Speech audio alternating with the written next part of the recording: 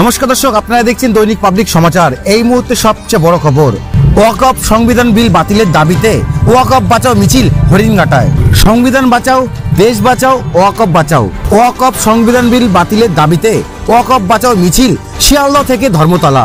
তারই ডাক দিয়েছেন ভাঙড়ের বিধায়ক নওশাদ সিদ্দিকী।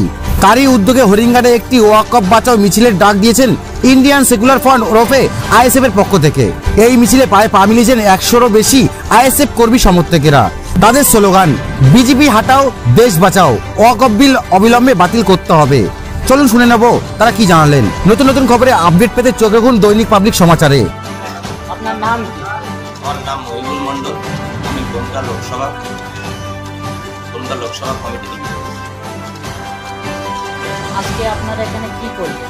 আমরা এখানে ওয়াকফ নিয়ে আজকে ওয়াকফের যে কেন্দ্র সরকার যে বিলটা পাশ করিয়েছে, এই বিলের মিছিল। কিন্তু সুন্দর বিষয় আমাদের যে এই রাজ্যের 3জন লোকসভার ক্যান্ডিডেট এমপি, এনারা যে বিল পাশ করার দিন সেখানে হাজির ছিলেন। অন্তত ওনারা যদি যখন হলো ভোট দিল 3জন অন্তত থাকতেন। কিন্তু আরেকটা বিষয় হচ্ছে, এই রাজ্যের মুখ্যমন্ত্রী তিনি মুসলিম দরদি বলে আখ্যা করে যে আমি মুসলিম দরদি, মুসলিমদের পাশে আছি। কিন্তু তিনি মুসলিমদের সঙ্গে থেকেও আজকে তামিলনাড়ু একজন মুখ্যমন্ত্রী সুপ্রিম কোর্টে কেস করেন। কিন্তু এই ওয়াকফ নিয়ে কোনো সংশোধনে নিয়ে কোনো একটা সুপ্রিম কোর্টে কেস খামারিও আমাদের এই রাজ্যের মুখ্যমন্ত্রী করলেন।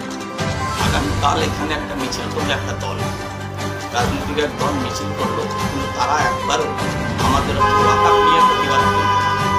এটাই আমাদের মিছিলটা কোথা থেকে কোথায়? আমরা হরিণঘাটা বিডিও অফিস থেকে শুরু করেছি। বিডিও অফিস থেকে দক্ষিণপাড়ের থেকে আমরা মিছিলটা পৌরসভার সামনে গেছি। পৌরসভার সামনে থেকে ঘুরিয়ে মিছিল আমরা বিডিও সামনে এসে শেষ করি।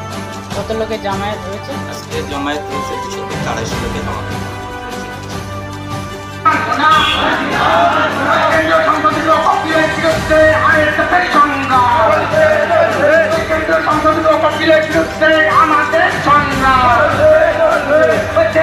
সংবিধান বিরোধী এই বিল মানছি না, মানবো না। সংবিধান বিরোধী ওয়াকফ বিল প্রত্যাহারের দাবিতে আমাদের সংগ্রাম চলবে। সংবিধান বিরোধী ওয়াকফ বিল প্রত্যাহারের দাবিতে আমাদের সংগ্রাম চলবে। সর্বরাজা ওয়াকফ বিল প্রত্যাহারের দাবিতে আমাদের সংগ্রাম চলবে। সর্বরাজা ওয়াকফ বিল মানছি না, মানবো না।